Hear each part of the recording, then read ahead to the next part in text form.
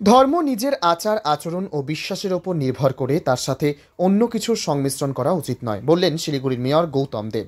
রামনবমী উপলক্ষে শিলিগুড়ির সত্যনারায়ণ মন্দিরে পুজো দিলেন শিলিগুড়ির মেয়র। পুজো দিয়ে মেয়র বলেন, আজ ভালো দিন, সকলের মঙ্গল কামনায় আজ পুজো দিলাম।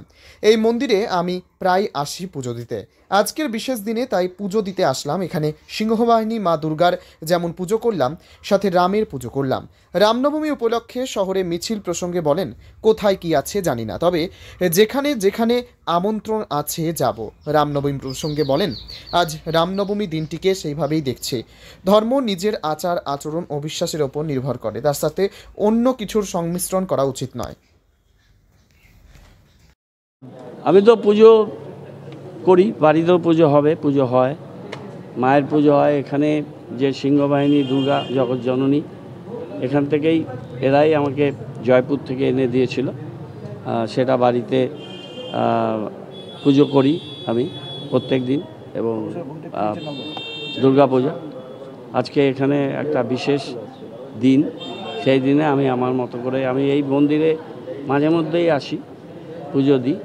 এখানে পুজো দিলাম, সবার মঙ্গল কামনা করলাম, সবাই ভালো থাকুক, শান্তিতে থাকুক, এই প্রার্থনা করলাম। এবং পুজো দিয়ে আজকে অন্য কাজে আমি তারপরে বেরোবো। আমি ফাস্টিংয়ে আছি, নিষ্ঠা ভরে পুজোটা দেব। এটা সবার পুজো। এখানে আমি যেমন শ্রীকৃষ্ণর পুজো করলাম, আমি মহাদেবের পূজা করলাম, জগৎজননী মা দুর্গার পুজো করলাম, তেমনি রামেরও পুজো করলাম। অনেকগুলো কোথায় কি র্যালি বেরোবে জানি না। আমার যেখানে যেখানে আমন্ত্রণ আছে, যে যে জায়গায়, আমি সেই জায়গায় যাব। আবার সন্ধ্যাবেলা বাড়িতেও পুজো হয়, নারায়ণ পুজো হয়।